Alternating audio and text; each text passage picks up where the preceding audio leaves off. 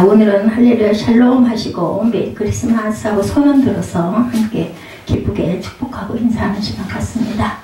할렐루야 샬롬 샬롬 샬롬 샬롬 샬롬 메리 크리스마스 합니다. 메리 크리스마스. 하늘에는 영광, 땅에는 하나님의 사랑하는 자들에게 평화입니다. 오늘 성탄절 말씀이 The Bright Morning Star입니다. 모닝스타 새벽별 예수 16절에 그렇게 말씀하고 있죠. 22장 16절 다시 봅니다. 나 예수는 교회들을 위하여 내 사자를 보내어 이것들을 너에게 증언하게 하였노라. 나는 다윗의 부리요 자손이 곧 광명한 새벽별이라 하시더라. 예. 오늘 이 말씀 가지고 우리 잠깐 은혜를 나누도록 합니다. 예수께서 유대나라 베들레헴에서 탄생하셨죠. 아까 여러분들 영상 보시면서 느끼셨어요? 베들레헴이 팔레스타인 땅에 지금 있습니다. 그래서 예, 정말 전쟁이 끊이지 않는, 오죽하면 크리스마스 추리에다가 그 무슨 그 이상한 깡통들, 화약, 수류탄 뭐 이런 것들 막 매달아놨죠. 너무나 마음이 아프죠. 유대인으로 왕으로 나시니 그분이 바로 이런 땅의 그 기념으로 베들레헴이 그 자리가 정말 마음 아픈 그런 사건. 그래서 세상은 그걸 보면서 제가 아까 느낀 것은 정말 세상은 예, 우리의 세상이 아니라 악한 사단들이 기승을 떠는 세상이기 때문에 우리가 사는 나날들이 이렇게 공고하고 힘들 수밖에 없겠구나. 우리 반대 세력이에요. 어떻게 보면 땅은 사단이 점령을 하고 있고 하늘나라가 우리의 고향입니다. 여러분들 아시기 바랍니다.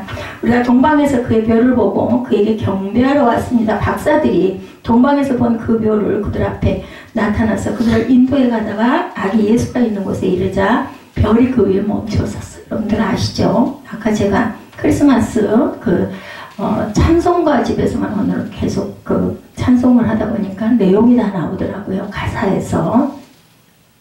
그들은 그 별을 보고 무척 기뻐했습니다. 그 집에 들어가서 아기가 마리아와 함께 있는 것을 보고, 여러분들 여러 번 아마 성극 이런 것들 통해서도 아마 다 아는 내용일 거예요.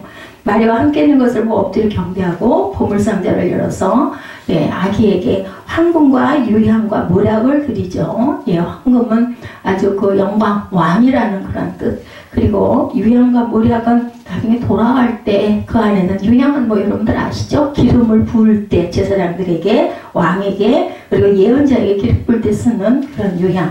모략은 사람이 돌아갈 때 그 안에 썩지 말라고, 부패하지 말라고 넣는 약이에요. 그러니까 돌아갈 걸 알고 이 세 가지를 하나님께, 예수님께 드리는 동방박사의 그런 예물의 의미입니다. 동방박사들은 별을 봐죠. 그 별을 따라 새벽별이신 예수님을 만나 경배했습니다. 새벽에 나셨고, 또 도착한 것도 새벽이에요, 보면. 그래서 나는 다윗의 뿌리요 광명한 새벽별이라. 오늘 16절 말씀이죠. 예수님을 광명한 새벽별이라고 하시죠. 그는 새벽에 태어나셨습니다. 그는 새 역사를 밝히는 새벽별이고, 그래서 예, 대한민국에서부터 시작이 되기는 했지만 예수님께서 만드신 게 바로 새벽 예배는 예수님이 만드셨어요. 새벽 기상이죠. 새벽별은 새벽에 뜨는 별이겠죠. 당연히 새벽까지 뜨는 별이기도 할 거고, 그래서 새벽에 반짝반짝 빛을 발합니다. 우리나라에서 가만히 보면 새벽에 새벽 시장들 열리는 거 보면 새벽이라고 보기에도 밤중이죠. 보통 한 밤 3시, 2시 반 이때쯤 되면 새벽 시장들은 아주 대단합니다. 옷을 떼러 다니는 사람도 그 새벽에 가가지고 옷을 떼다가 디스플레이를 하고 좀 쉬었다가 10시, 11시쯤 해가지고 조그마한 가게들도 오픈을 하는 걸 제가 전에도 예, 봤어요. 그래서 새벽에 나갔다들 오더라고요. 예수님은 새벽에 기상하셨죠. 당신이 새라면 아침에 일찍 일어나야 돼. 여러분들 이 말 너무나 잘 알죠. 우리나라에도 있죠. 아침에 일찍 일어나는 새가 모이를 많이 먹는다. 그래서 벌레를 잡아먹을 수가 있다. 또 이런 서양에 보면 일찍 일어나야 벌레를 잡아먹을 수가 있다. 그렇지만 당신이 벌레라면 아주 늦게 일어나야겠지. 그래야 살 수 있을 테니까. 이런 이야기, 제 얘기가 아니라 셀 실버스타인이라는 사람이 쓴 책에 나오는 그런 이야기입니다. 나는 새인가 벌레인가? 새벽에 일찍 일어나서 모이를 열심히 줍고 먹는 그러한 새인가, 아니면은 잡아먹히는 벌레인가? 여러분들 생각해 생각해 보시기 바랍니다. 부자들은 어떻다고 그래요? 새벽 기상이, 새벽형 사람들이 대개는 아주 훌륭한 기업가들도 많습니다. 이건희 회장이 이른바 신경영을 선포할 때 출근 시간을 2시간이나 당겼다고 그래요. 보통 출근 시간이 7시, 8시 그렇죠. 예, 그런데 2시간을 당겼으면 새벽에 도착해야겠죠. 5, 6시에 출근을 해서 그 대신 또 이분은 퇴근도 4시경이면 퇴근을 시켜줬다고 합니다. 예, 그래서 어떤 면으로 보면 일찍 새벽에 움직이면 교통도 안 밀리고 그죠? 좋죠. 그리고 습관이 되다 보면은 저는 예배가 있건 없건 상관없이 새벽이면 딱 그 시간 되면 눈이 떠져요. 끊임없는 자기 갱신과 개발이 급변하는 시대에 살아남을 수 있다. 그래서 여러분들 시간을 아끼셔야 됩니다. 새벽에 집중력이 오후 2시, 오후 시간에 2배 이상 높다고 합니다. 그래서 학생들도 공부 잘하는 학생들은 일찍 자고 새벽녘에 일어나가지고 한 3시경 이렇게 일어나서 공부하고 아침 먹고, 그럼 또 아침밥도 맛있어요. 아침 먹고 그러고 학교에 또 일찍 가죠. 그럼 절대로 지각은 있을 일이 없을 겁니다. 새벽에 1시간이 저녁에 3시간과 맞먹는다고 합니다. 집중력이. 사람이 하루에 잠자는 시간이 8시간이라면 90분씩 5주기에 잠을 잔다고 그래요. 사람의 수면을 할 때. 초저녁 잠이 제일 깊은 4에서 3시간의 수면이고 깊은 잠을 잘 수 있는 시간이고, 새벽으로 갈수록 2에서 1 같이 얕은 수면, 자주 깨는 그런 수면이 이루어진다. 이건 의학적인 부분입니다. 새벽잠은 깊은 잠을 못 자요. 그래서 연세가 드신 분들은 새벽 예배를 아주 열심히 다니시죠. 잠이 없다 그러죠. 잠이 없어진다. 근데 이런 분들 진짜 초저녁에 주무셔요, 보면. 그래서 그런 얘기들, 드라마 잠깐 보니 그런 얘기 있더라고요. 8, 9시에 잠자리에 드셨습니까? 이렇게 얘기하니까 내가 무슨 노인인 줄 아느냐고. 나 지금 밖에서 움직인다는 얘기를 제가 들으면서, 아, 연세가 드신 분들은 일찍 주무시는구나. 그럼 나는 연세가 든 사람은 아니네. 이렇게 혼자 웃었습니다. 자주 깨고, 그리고 꿈자리도 나쁘다고 그래요. 늦잠을 그렇게 자다 보면. 수면 전문가들은 새벽 무렵 2시간은 불량한 수면이다. 그러니까 아침에 늦게까지 자는 거는 좋지 않다라는 거죠. 자나마나 잠, 늦게까지 자는 잠은 늦잠이라고 그러죠. 그래서 시간이 너무나 아까워요. 우리 중등부, 고등부 학생들 아침에 11시, 12시까지, 심지어는 방학 때는 1시, 2시까지도 자는데 그거 고쳐야 됩니다. 초저녁 잠이 양질의 잠으로 의무적으로 자야 할 잠, 그리고 여러분들 성장 호르몬 얘기 들어서 알죠? 10시에서 12시, 밤 1시, 2시까지 성장 호르몬이 잘 나올 때니까 최소한 11시에서 12시 안에는 잠을 자라, 이런 이야기들도 많이 합니다. 꼭 자야 할 의무적인 잠은 일찍 자는 잠으로 6시간 정도면 충분하다. 이렇게 통계가 나와 있다고 합니다. 피곤하면 오후에 쪽잠이라고 그러죠. 잠깐, 그죠? 점심 먹고 엎드려서 15분, 20분 정도 정신이 바짝 나죠. 그렇게 자고 나면. 그래서 성경적인 인생의 수면은 6시간. 성공하는 사람들은 짧고 깊은 잠을 잔다고 합니다. 새벽 기상은 시간을 아끼라는 말씀의 실천이기도 하죠. 일어나는 시간을 1시간만 앞당기면 도시 출근길은 10분이 다르죠. 여러분들 러시아워 시간에는 10분이 늦어가지고 지각을 하기도 하고, 또 차가 밀리는 시간이기도 하고, 1, 20분만 일찍 움직여서 나가면은 한산하기도 합니다. 1시간 일찍 일어나면 운명이 바뀐다고 그래요. 일찍 일어나려면 늦어도 11시간 정도는 11시경에는 자야 되죠. 저희 지방에 지금은 은퇴를 하셨지만 총무 목사님은 8시면 딱 잠자리에 드셔요. 그리고 새벽 3시에 일어나셔요. 그래서 얘기를 하려고 전화를 걸면은 막 야단을 맞아요. 왜 잠자려고 그러는데 전화 걸어놓냐고. 처음에는 너무 이상했어요.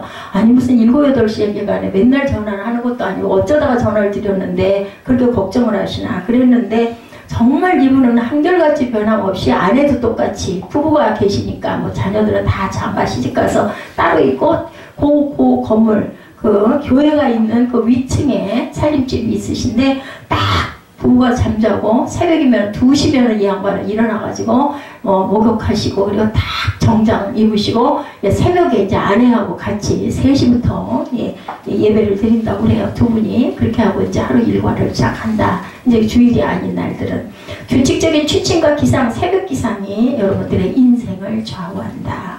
새벽을 보려면 새벽에 일어나야 새벽을 보죠. 여러분들 새벽 미명에 동트는 거 혹시 보셨어요? 얼마나 아름다운지 몰라요. 저는 새벽에 젊을 때부터 많이 깨어 있었고 그때는 또 서예를 그렇게 열심히 했죠. 그래서 새벽 한 2, 3시까지 글을 쓰고 그리고는 새벽녘에 4시 좀 넘어가면 그때 귀가하면서 전에 또 그렇게 그냥 아주 정치가 있어서 길도 잘 다녔어요. 지금은 길을 너무 안 다니고 또 길도 너무 많이 변해서 잘 못 찾지만 양수리 그 양평 그쪽 길 가면요 너무 새벽 안개들 그 자욱한 안개들 그리고 공기 빛깔 얼마나 예뻤는지 지금도 보면 정말 환상이에요. 하나님께서는 정말 아름다운 세상을 만드셨구나. 무슨 빛으로도 어떤 영상으로도 그거 표현 못할 겁니다. 그걸 봐야 돼요.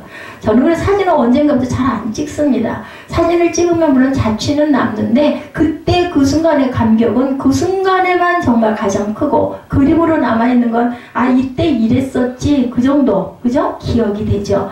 새벽 공기 새벽에 기상하는 사람들의 것입니다. 지금 뭐 공기가 굉장히 좋지 않고 여러 가지 그 뭐죠 나쁜 것들이 많다고 요즘에는 보니 휴대폰으로도 많이 뜨죠. 그런데 정말 제가 그 30대 중후반 때는 정말 새벽 공기 너무너무 양수리 양평 그쪽으로 가면 정말 공기도 너무 좋았어요.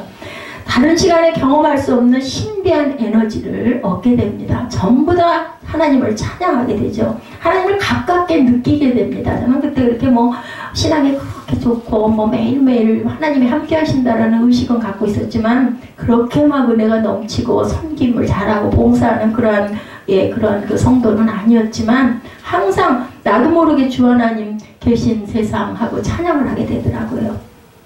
예수님은 오늘 제목입니다. 광명한 새벽별이십니다.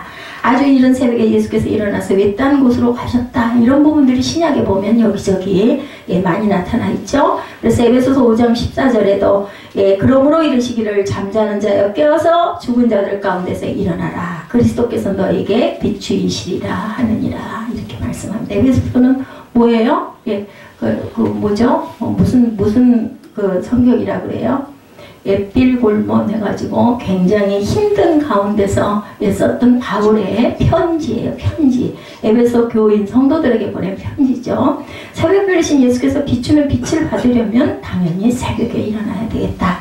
그래서 유명한 우리나라에서 시작이 됐다는 새벽기도 길선주 그때는 장로님이셨죠. 그분이 그 평양에서 부흥운동을 일으켰어요. 근데 그 부흥운동이 아니라 회개운동이었어요. 정말 나는 죄인으로서 기도하다가 벼랑간에 나는 내 가장 친한 친구가 나한테 죽으면서 준 돈 100원을 내가 떼먹었습니다. 나는 죽일 놈입니다 하고 그 장로님이 나와가지고 막 울면서 고백을 하다 보니까 여기서도 저기서도 또 저기서도 일어나서 저도 그렇습니다. 저도 이러이러한 죄를 지었습니다. 그래서 아주 그 교회당이 정말 눈물바다가 되므로 회개운동이 일어나가지고 그것이 전역에 퍼진 그러면서 새벽기도가 시작이 되었다고 합니다.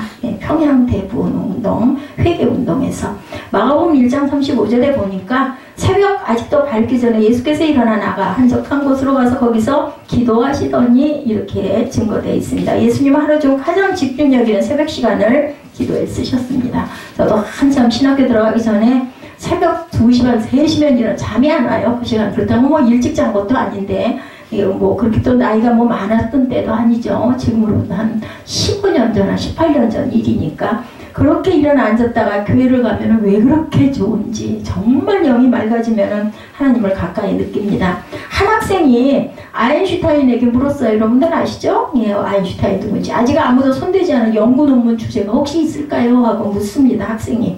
아인슈타인이 대답하기를 기도를 연구해보게 이렇게 얘기했다고 합니다. 아직 그 신비를 밝혀내지 못했지만 누군가가 꼭 탐구해야 할 주제다 이렇게 얘기를 하면서 기도를 연구해보라고. 기도는 정말 연구할 분야가 있지만 저는 단언하건대 아무리 연구해도 답은 없습니다. 각자의 마음 안에 있는 주님의 분량만큼 하나님을 만난다라는 것이 저는 답이라고 생각해요. 그리고 은혜만큼. 근데 저는 어느 날인가 좋은 생각이 아니었을 수도 있는데 새벽 예배 가는 게 너무너무 하나님께 죄송하더라고요. 은혜 받으러 가는 게 아니라 하나님께 무슨 뭘 꼭 보여달라고 뭘 달라고 가는 것 같아서 내가 하나님께 나를 드리는 게 아니라 하나님께서 주시는 거를 막 받고 싶어서 욕심이 나가지고 쫓아가는 것 같아가지고 굉장히 죄송한 마음이 들었습니다. 왜냐하면 기도만 하면 하나님께서 막 너무너무 아름답고 신비한 것을 많이 보여주시고 깨닫게 하시고 알게 하시고 그리고 막 기쁨이 충만하게 하셨던 그 수정교회 여러분들 아시죠? 그 교회 그 다니면서 그래도 꿈꿨어요. 친구가 어디서 딱 아침 낮에 만나는데 어디 갔다 오니? 그랬더니 지금도 잊히지가 않아요. 그때 그 꿈이. 그랬더니 새벽 예배 갔다 오지? 그래가지고 제가 어머 나도 새벽 예배 가야 되는데 그 꿈을 꾸다가 깨가지고 아 내가 새벽 예배 가려고 했었죠. 별로면서도 못 가고 있었으면 동네도 낯설고 어디 교회가 있는지도 몰랐고 그 밑에 새하늘교회는 없었으니까 그래가지고 하나님 제가요 내려가가지고 어디가 어딘지 아무것도 모르지만 제일 첫 번째 눈에 띄는 교회에 제가 새벽 예배를 나가겠습니다 하고는 마음으로 기도하고 내려가다가 보니까 그냥 모르죠. 그 길이 어딘지도 모르고 동네가 어떻게 생겼는지도 모르는데 가다 보니까 하얀 교회가 하나 있더라고요. 그게 바로 수정교회였습니다. 그래서 그렇게 시작이 된 기도의 끝자락이 뭐였느냐 하면 신학교를 가야 되는 그러한 하나님의 은혜를 부어주셨죠. 하나님께서는 우리가 알지 못하는 정말 신비한 것들을 너무너무 많이 계획하고 계시고 그리고 내가 찾을 때 하나님이 주셔요. 두드릴 때. 아무리 대단한 계획을 갖고 있다 하더라도 뭐 어떤 사람을 통해서 아니면 사건을 통해서 문제를 통해서 환난을 통해서 만나져서 내가 깨닫고 뭐 해야 행해야 하나님께서는 우리에게 갖고 계시던 보화를 예 있다 하고 내줍니다. 그렇기 때문에 고난이 없이는 어떤 것도 응답을 받을 수가 없다라는 거. 예, 생각해 보세요. 아무런 은혜도 받지 않은 사람이 억지로 나는 가가지고 내가 이렇게 할 거야 해서 간다고 얼마나 다니겠어요. 그죠? 근데 내 마음에 감동이 오고 은혜가 오기까지는 내가 그 과정을 걸어가야 된다라는 거. 나는 과학자로서 늘 천체만원경을 통해 하늘의 별들을 관찰한다. 이런 이야기를 하는 사람이 있습니다. 동시에 나는 자주 골방에 들어가 천지를 지으신 하나님 앞에 무릎을 꿇는다. 뉴턴이 한 얘기예요. 아이작 뉴턴 여러분들 아시죠? 그러면 세상 그 어떤 망원경으로도 볼 수 없는 하늘의 영광을 보게 된다. 아이작 뉴턴이 이렇게 얘기를 했습니다. 기도는 보이지 않는 세계를 볼 수 있게 하는 내 영혼의 만원경이다. 맞습니다. 예, 기도는 그게 영을 받아서 특별한 사람에게 보여지는 게 아니에요. 얼마만큼 내가 절실하게 하나님께 내 마음을 비우고 하나님이 보시기에 아름다운 기도를 하느냐에 따라서 하나님께서는 정말 무궁무진한 것들을 보여주신다. 기도는 내 영혼의 망원경이다. 맞습니다. 기도하면 육안으로 볼 수 없는 미래를 보게 되고 깨닫게 하고 알게 하십니다. 기도하는 사람만이 체험할 수 있는 다른 차원이 분명히 있습니다. 성 어거스틴은 기도는 하나님과의 대화다. 맞습니다. 대화하다 보면은 내가 막 하나님께 말씀드리면 하나님께서도 내게 감동으로 때로는 음성으로 때로는 성경 말씀으로 알게 하시고 깨닫게 하십니다. 그리고 크리소스톰은 기도는 하나님과의 친교다. 똑같은 얘기들이죠. 만남입니다. 우리들 반갑고 기쁜 사람, 이웃 아니면 절친 아니면 내가 사랑하는 사람, 연애하는 친구들은 그렇게 만나면 얼마나 좋아요. 그죠? 얼굴만 보고 있어도 눈만 바라보고 있어도 너무 좋지 않아요? 아무것도 안 하고 혼자 그냥 추운 겨울날 길을 걸어도 너무나 따뜻하고 지루하지 않고 너무 좋습니다. 이심전심이라고 그러죠. 이렇게 통하게 됩니다. 통하게 되는 것. 기도는 하나님의 현존하심을 의식하여서 하나님과 대화하고 하나님을 바라보는 것. 여기 계신 하나님을 바라보고 대화하고 내 앞에 계신 하나님과 교제하는 것이 맞습니다. 우리는 소리내어 기도할 수 있죠? 묵상으로 기도드릴 수 있습니다. 마음으로 하는 기도도 있습니다. 관상기도라고 하죠. 여러분들 아마 시간 내서 소리내서 기도는 안 하시더라도 예수 믿습니다 하는 분들이라면 마음으로 관상기도는 하실 거예요. 내 마음에 어떤 소원이 있을 때 아니면 내 마음에 어떤 아픔이 있을 때 내 마음에 어떤 상처가 있을 때 하나님 이거 어떻게 하면 좋아요. 이런 기도 아마 짧게라도 마음에 그런 마음을 품으실 겁니다. 하나님과 단둘이 마주 앉아 친밀한 아버지와 아들의 관계를 누리는 아니면 딸의 관계를 성별이 필요 없습니다. 하늘나라에서는 신부라고도 하죠. 또한 친구라고도 합니다. 이런 기도 자유하게 누릴 수 있는 그러한 관계의 기도이기도 하다. 예수를 만나려면 새벽에 기도하는 그곳에 가면 만날 수 있었어요. 그 시절에도 새벽에 시몬과 제자들이 예수의 뒤를 따라갑니다. 만나서 말씀드리기를 마가복음 1장 36, 7절에 모든 사람이 주를 찾나이다 이렇게 이야기합니다. 마가복음 알고 싶으신 분들은 마가복음 1장 36, 7절 찾아보시면 모든 사람이 주를 찾나이다 라고 하는 부분이 나와 있습니다. 한국교회 부흥 아까 말씀드렸죠? 새벽기도에서 나왔습니다. 1915년 강화도를 비롯해서 서해안 일대에 일어난 부흥운동이 기록된 기도 일지가 발견이 되었는데 새벽기도 시간에 능력이 나타났다라는 그러한 간증들이 여러 군데 있습니다.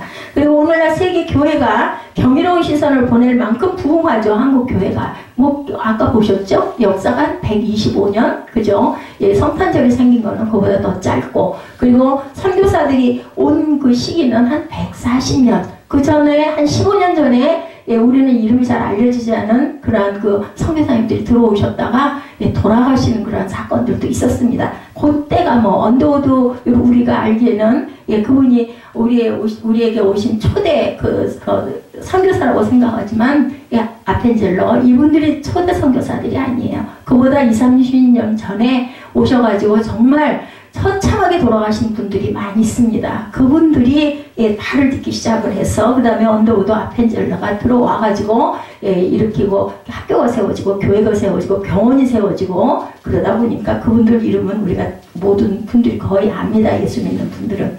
한국교회가 새벽기도회를 공식적으로 시작한 것이 1905년 예, 아까 말씀드렸죠. 길선주 장로님. 이때 길선주 장로님을 비롯한 외국인 선교사들이 사경회를 하면서 회개운동, 성령운동을 주도합니다. 그러니까 여기도 또 외국인들, 선교사들이겠죠? 그분들과 함께 새벽기도회는 교회 부흥의 불씨였고 암울한 시대에 서황이 기도했습니다. 예, 예수님은 새벽별, 새벽기도의 별이시라는 거, 새벽기도의 스타시라는 거, 새벽기도의 스타를 바라보고 기도하는 새벽별들이 되시기를 주님의 이름으로 축복합니다. 새벽에 부활하셨다고 그랬죠? 두 번째로는 새벽의 부활에 대해서 봅니다. 새벽별 예수님은 새벽에 부활하십니다. 새벽에 태어나셨고 새벽에 일어나셨고 새벽에 기도하셨고 새벽에 아픈 얘기로 말하면 돌아가셔서 부활하셨다. 십자가에 못 박히시기 위해서 오셨어요. 우리는 살 때, 태어날 때 얘가 죽으려고 태어났구나 이렇게 생각하는 부모는 아무도 없습니다. 너무 기뻐하죠. 자녀 안고 너무나 이뻐하고 너무 그냥 얼굴만 봐도 왜냐면 내 피를 받아가지고 내 그 DNA를 물려받아서 태어난 분신이기 때문에 너무나 이쁩니다. 잘 길러야지 이런 마음을 먹습니다. 뭐 의미 없이 눈 감고 눈 굴리는 짓 하는 거 입술로 옹알옹알 하는 것도 얼마나 이쁜지 애기들을 바라보면 거짓말쟁이들이 된다 그러죠. 엄마들이 그렇게 이뻐합니다. 그렇지 죽으려고 얘가 태어났구나 이렇게 생각하는 사람은 하나도 없는데 예수님은 새벽에 오셔서 새벽에 기도하시다가 결국은 돌아가셨다가 부활하시죠. 부활하심으로 저와 여러분들이 영원한 생명을 갖습니다. 부활은 뭐예요? 제2의 인생의 시작입니다. 여러분들 오늘 성탄절이라고 이웃들에게 뭐 크고 작은 조그마한 정성스러운 선물들을 하시고 메리 크리스마스 하시잖아요. 저는 오늘 새벽에 그런 깨달음이 알고 있었던 부분인데 새삼스럽게 깨달으면 우리는 진짜로 큰 선물을 받았구나. 부활, 영생인 생명을 받았으니 얼마나 기쁜 큰 선물인가. 값으로 따질 수도 없는 변하지도 않는 없어지지도 않는 정말 또 봐도 절대로 그걸 싫다고 할 사람이 없는 그러한 영생의 선물 보따리를 받았구나. 우리의 생명을 주셨구나. 이런 마음이 아주 강하게 왔습니다.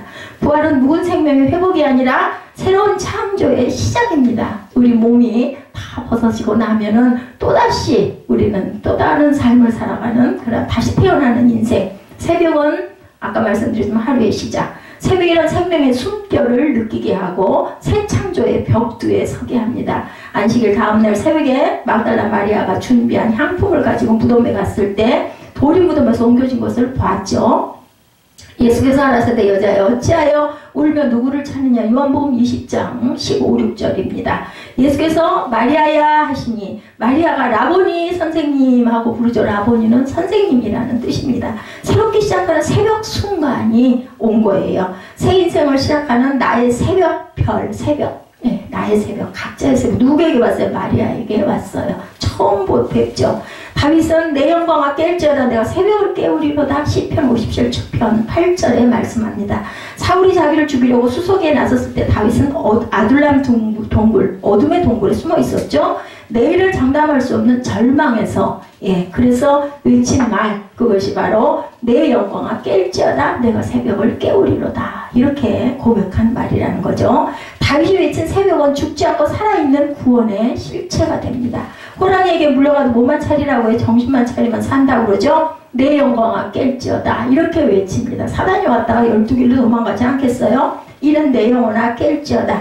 영원히 깨어서 새벽을 깨우는 저와 여러분들이 되셔야 할 줄 믿습니다. 베드로전서 1장 3절입니다. 우리 주 예수 그리스도의 아버지 하나님을 찬송하리로다. 예수 그리스도를 죽은 자 가운데서 부활하게 하심으로 말미암아 우리를 거듭나게 하사 무슨 소망? 산 소망이 있게 하시며 베드로전서 1장 3절에 부활하심으로 인하여 우리는 산 소망을 가져서 예수님이 부활 안 하셨으면 기독교는 필요가 없습니다. 근데 부활하셨기 때문에 우리는 예배를 드립니다. 기뻐하고 감사하고 영광 돌리죠. 부활은 기적이죠. 새로운 인생의 시작. 새벽은 새로운 세계의 영역입니다. 요한복음 3장 3절에 진실로 진실로 내게 이르노니 사람이 거듭나지 아니하면 하나님의 나라를 볼 수 없느니라. 예수님이 누구에게? 니고데모에게 말씀하시는 그런 내용입니다. 거듭난 삶은 주님과 함께 사는 새로운 기쁨의 소망의 삶입니다. 우리가 잘 아는 독일 민요에 이거 아마 다 가사 알 거예요. 근데 이게 독일 민요라는 건 아마 모르시는 분이 많을 것 같아요. 저 별은 나의 별, 저 별은 너의 별. 우리 가요로도 많이 불려졌죠. 별빛에 붙들린 밤까지 까만 눈동자. 저 별은 나의 별, 저 별은 너의 별. 아침 이슬 내릴 때까지 독일 민요예요. 예수님은 새벽별이시고 새벽날을 밝히는 광명한 새벽별이시고 예수님은 새벽 기상의 별이시고 새벽 기도의 별이시고 새벽 부활의 별이십니다. 새벽별이신 예수님을 나의 별로 삼고 살아가는 사람들에게 영광이 있으시기 바랍니다. 12월 한 달을 우리는 대림 네 주일을 보내고 지금 이틀이 지나서 성탄절을 맞이했습니다. 우리 한번 의미를 잠깐 새겨보고 가도록 하죠. 한 달을 기다린다라는 것이 대림절이라는 의미입니다. 어벤트, 도착, 어라이브, 도착을 뜻하는 그러한 단어이죠. 글자 그대로 그리스도의 도착을 기다린다라는 뜻입니다. 외국에서 귀한 손님이 오기로 되어 있으면 어떻게 해요? 우리 마중 나가죠? 인천공항으로 미리 나가서 비행기 도착하기를 기다렸다가 아주 딱 좋은 차를 가지고 와서 영접을 하죠. 집안에서 사랑하는 사람이나 귀한 친구가 서울에 올라오게 되면 요즘에는 KTX들을 타고 다니죠. 그러면은 그걸 기다렸던 그 친구를 귀한 버스를 만납니다. 이와 같이 성도들은 이 땅에 오시는 예수님을 기다리며 영접하는 절기를 귀하게 의미있게 느끼고 누리고 가셔야 할 줄 믿습니다. 대림절의 경건의 초점은 그래서 기다림이다. 이 기다림에 대한 것을 우리가 잠깐 나눕니다. 성탄절, 크리스마스는 이미 오신 그리스도를 기다리고 축하와 경배하는 절기이고 또다시 오실 그리스도의 재림을 기다리는 절기, 이것도 또한 기다림입니다. 예수께서 오셨는데 다시 오신다고 그랬거든요. 오늘 본문에 그렇게 나타나 있거든요. 대림절은 성탄절로부터 거슬러 4주간이라고 제가 말씀드렸죠. 우리는 그래서 4번째 주일을 2일날부터 시작해서 2일, 9일, 그리고 16일, 23일 이렇게 4주일을 보내고 오늘이 25일 성탄절입니다. 그래서 12월은 기다림의 계절이기도 합니다. 그리고 또 한편으로는 한 해를 마무리하는 그런 달이기도 하죠. 저와 여러분은 예수님이 이 땅에 오심을 부지런히 기다려야 합니다. 성경에 보면 기다림이 없이 메시아를 맞이하는 것은 매우 슬픈 결과를 가져오는 것을 봅니다. 기다리지 않고 있다가 첫 번 크리스마스를 맞은 예루살렘 시민들은 동방박사들의 방문으로 메시아 탄생 소식을 듣고 온 성이 소동하였다. 마태복음 2장 3절에 이렇게 증거합니다. 소동한다는 말은 뭐예요? 막 우왕좌왕 갈팡질팡 시끌시끌 그죠? 그 난리가 난 거예요. 예수님은 성경 여러 곳에서 기다리지 않고 있다가 예수님이 갑자기 재림에 오시고 우왕좌왕하며 천국에 들어가지 못하고 낭패를 볼 성도들이 많을 것이다. 이렇게 말씀하십니다. 신랑을 기다리는 열처녀의 비유가 그렇죠. 혼인집에 가신 주인을 기다리는 종의 비유가 그렇습니다. 우리 성도는 항상 깨어있고 주님 오심을 기다리는 기다림의 신앙으로 살아가야 할 줄로 믿습니다. 기다림은 여러분들 아이고 지구에 왜 빨리 안 와? 여러분들 기다리지만 사실은 아름다운 것이에요. 기다림으로 인하여 우리는 무엇을 거두어요? 기쁨을 거두게 되기 때문입니다. 기다림은 설렘을 갖게 하죠. 예, 제가 잘 불렀던 가곡 님이 오시는지, 이거 참 아이들 재롱잔치 또한 뭐 그 유치원에 이런 학원에서 어떤 그 행사가 있을 때 여기 가서 이 님이 오시는지를 늘 불렀던 기억이 납니다. 물망쪽 꿈꾸는 강가를 돌아 달빛 먼 길 님이 오시는가, 갈숲에 이는 바람 그대 발자취가 흐르는 물소리 님의 노래인가. 굉장히 가사가 아름다워서 제가 이 노래를 굉장히 좋아했었습니다. 물망쪽 꿈꾸는 강가를 돌아서 달빛 먼 길로 님이 오시기를 기다리죠. 갈대밭숲에 바람이 일면 혹시 님의 발자취일까. 우리가 귀를 곤두세우고 듣게 되죠. 시냇물이 흘러 소리를 내면 혹시 그대가 부르는 노래는 아닐까. 예, 귀 기울입니다. 바라는 마음으로 우리가 기다릴 줄 알아야 되겠습니다. 사랑하는 님이 오시기를 간절히 바라는 마음을 서정적으로 노래한 것이 바로 님이 오시는지인데, 우리 성도들이 예수님을 기다리는 마음이 이렇게 간절할까? 여러분들 어떠십니까? 요즘 우리 시대를 대변하는 신조어가 생겼어요. 호모 모빌리쿠스라는 신조어입니다. 호모 모빌리쿠스는요, 삼성 그 경제연구소의 김성도 박사님이 지금 책에서 한 말인데, 번역하면 여러분들 휴대폰 인간이라는 뜻입니다. 호모 모빌리쿠스. 휴대폰을 사용하는 현대 인간형을 일컫는 말입니다. 여러분들 다 휴대폰 갖고 계시죠? 보면 아주 시골에 나이 많으신 노부모님들도 휴대폰 하나씩 다 갖고 있고, 어린 5살짜리 꼬마들도 휴대폰을 다 손에다 들고 있습니다. 사람 치고 휴대폰을 가지지 않은 사람은 거의 없는 것 같아요. 갓난아이 외에는.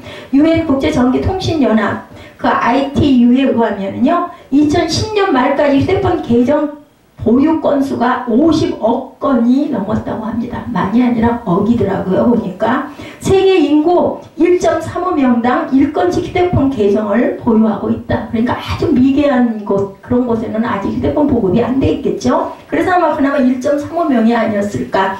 왜냐하면은 뭐 사업하는 분들, 바쁜 분들은 휴대폰을 2개도 갖고 있기도 하잖아요. 그래서 2014년 통계예요. 이게 2017년도 아니고, 지구촌 68억 인구가 1명당 휴대폰 1개씩을 보유하게 되는 통계가 나올 것이다. 그럼 나왔겠죠. 그죠? 예.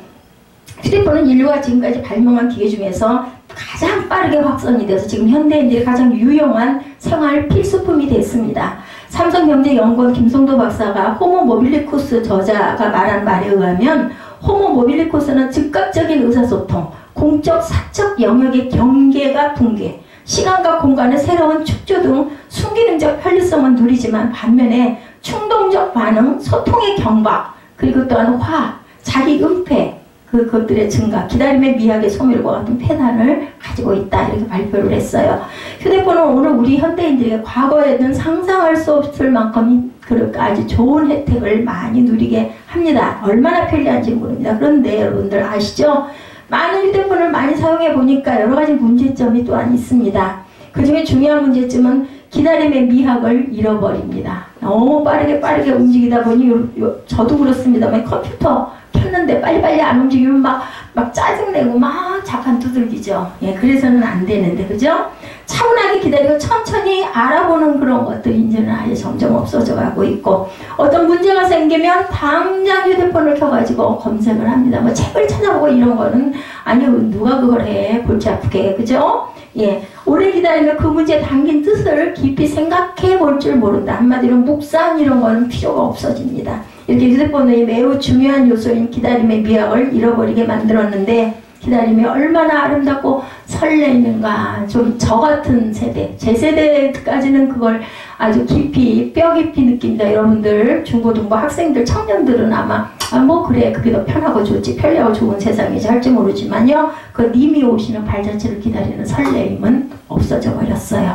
연애할 때 사랑하는 사람에게 편지 오기를 얼마나 기다리고 그리워하고 설레고 기다렸는데, 우체부 아저씨가 보이면 눈이 빠지게 우체부가 올 시간을 기다리죠. 오후 2시경이면 꼭 우체부가 그 편지를 갖고 오면은 그냥 왔다 가시자마자 가가지고 우편함을 확인했던 그런 가슴 콩당한 그런 사건들이 지금은 아예 없어졌죠.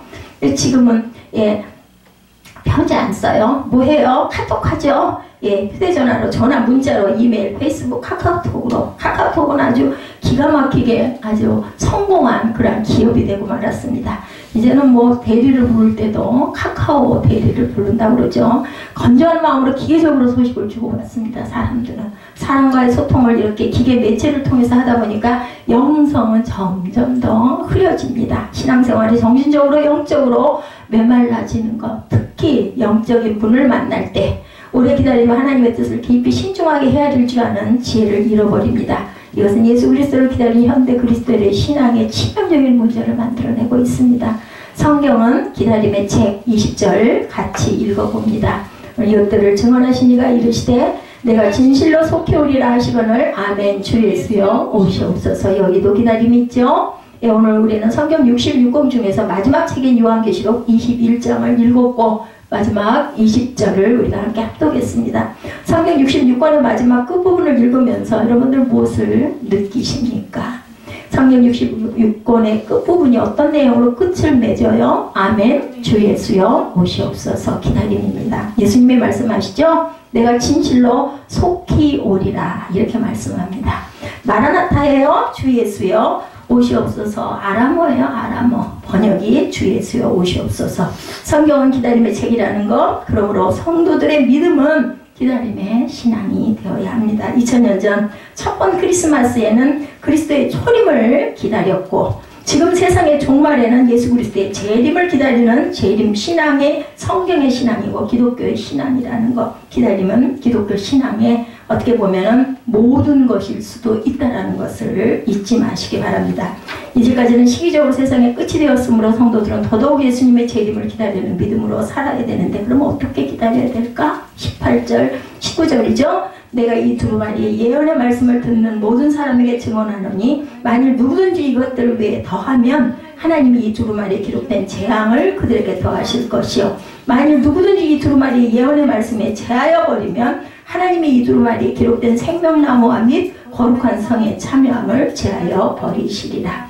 성경에서 말씀하신 하나님의 나라는 성경의 말씀대로 1.1획도 틀림이 없는 그대로 이루어집니다. 그러므로 성도들은 성경 말씀대로 믿고 성경이 안내하는 대로 따라가는 것이 중요합니다. 성경의 유일한 천국 구원의 안내서, 내비게이션이라는 거 잊지 마시기 바랍니다. 세월이 흘러감에 따라 사람들이 성경 말씀을 중요시하지 않고 사람의 교훈을 따라 믿고 살아가는 경향이 많아집니다. 결국 천국의 길이 엇갈리고 천국 문에서 멀어지는 불행한 결과를 가져오고 있다는 것을 여러분들 마음편에 새기시 바랍니다. 예수님의 재림을 기다리고 하나님의 나라를 기다리는 성도들은 성경으로 돌아가야 된다. 18절이죠. 내가 이 두루마리의 예언의 말씀을 듣는 모든 사람에게 말한다. 누구든지 이것들 외에 더하면 하나님이 두루마리에 기록된 재앙을 그에게 더하실 것이다. 성경의 말씀대로만 믿어야 되는데 말씀 위에 인간의 말과 지식을 더해서 성경의 가르침을 변질시키고 성경에 기록된 모든 재앙들을 그 사람에게 내릴 것이다 라고 말씀하죠. 19절에 그런데 누구든지 두루마리 예언의 말씀을 제하여 버리고 믿으면 그 사람을 생명나무와 거룩한 상에 참여함을 제하여 버릴 것이다. 이 시대 성도들이 가장 주의해야 될 믿음의 자세는 성경에 가르치는 말씀을 가감하지 말고 그대로 그 말씀대로 믿고 순종하는 것이다. 그래야 주님 앞에 설 때 불법을 행한 자들아 너희들은 회칠한 무덤이구나 이런 얘기. 나는 너를 모른다 이렇게 말씀하죠. 마태복음 7장 22, 3절입니다. 너희가 나더러 주여 주여 하면서 우리가 주의 이름으로 믿고 선지자 노릇하고 주의 이름으로 귀신을 쫓아내며 주의 이름으로 많은 권능을 행했다 할 것이지만 그때 내가 밝히 말할 것은 내가 너희를 도무지 알지 못한다. 불법을 행한 자들아 내게서 떠나가라 하리라 이렇게 말씀합니다. 성경 말씀대로 신앙생활하지 않는 사람들 불법을 행한 자들로 하나님의 나라에서 쫓겨날 것이다. 그러므로 예수 그리스도의 재림을 기다리고 하나님의 나라를 기다리는 성도들은 성경 말씀으로 돌아가야 합니다. 성경 말씀의 중심의 신앙으로 돌아가야 되죠. 그래서 대림, 예수의 재림을 기다리는 저와 여러분들 이솝 5화 내용 이거 하나만 전하고 말씀을 마치도록 합니다. 사자와 당나귀 여우 셋이서 힘을 합해서 사냥을 했어요. 그리고 사냥한 것을 나누는데 사자와 당나귀에게 공평하게 나눠봐 하고 얘기합니다. 그래서 당나귀는 뭐 공평하게 나누는 건 똑같이 3개 3분의 1씩 가져가는 게 맞지. 그랬더니 사자는 공평하지 못하다. 사냥할 때 제일 많은 수고를 한 것을 알아주는 것이 공평하다 하면서 당나귀를 그 자리에서 어떻게 했을까요? 당장에 잡아 먹어버렸습니다. 그러고 나서 이번에는 여호와한테 나눠. 네가 그럼 좀 한번 나눠봐. 그랬더니 여호는 사냥감 대부분을 사자 몫으로 돌리고 자기는 쥐꼬리만큼만 가졌습니다. 그때 사자는 흡족해하면서 이제야 공평하게 되었네. 그러면서 사자가 여호와에게 묻습니다. 너는 어떻게 이런 지혜를 생각해냈니? 여호와가 대답하기를 어떻게는 뭘 당나귀 죽는 거 보고 생각해냈지. 이렇게 대답을 했어요. 여러분들 남에게 일어나는 일을 보고 내게 일어날 일을 생각하는 것이 지혜라고 이솝은 교훈합니다. 우리는 다른 사람들에게 어떤 일들이 일어나는가를 보고 우리 자신에게 일어날 일을 미리 깨닫고 준비할 줄 알아야 되겠다. 다른 사람이 병이 들어 있을 때 그것을 보고 우리도 병이 날 때가 있다는 것을 미리 알아야 되겠고, 다른 사람이 하나님의 부르심을 받았을 때 나에게도 이런 일이 일어날 수도 있겠다는 것을 또한 생각해야 되겠고, 하나님의 나라는 기다림의 사람이 가는 나라, 하나님의 나라는 준비하는 사람이 가는 나라. 새벽별 예수님이 새벽에 부활하셨고 새벽에 태어나셨고 새벽에 일어나셨고, 그리고 다윗은 내 영광아 깰지어다 내가 새벽을 깨우리로다라고 고백했습니다. 새벽기도, 새벽의 부활, 새벽은 예수님의 시간이라는 것을 잊지 않는 기독교의 하나님의 사랑하는 자녀들이 다 되시기 바랍니다. 기다림은 기독교의 신앙의 전부이죠. 세상이 끝이 되었으므로 성도들은 더더욱 예수님의 재림을 기다리는 믿음, 깨달아 아시는 크리스마스 즐거운 날, 가슴 부푸는 날, 연인들이 만나는 날, 선물을 주고받는 날, 기쁜 날, 우리에게 새 생명을 주신 날 너무너무 기뻐요. 근데 그 의미를 깊이 깨달아 아시고 오늘 하루만이라도 예수님을 가슴에 마음껏 품고 기도하시는 저와 여러분 되시기를 주님의 이름으로 축복합니다. 우리 기쁘다 구주 오셨네 하고 우리 축도로 예배를 마치도록 하죠.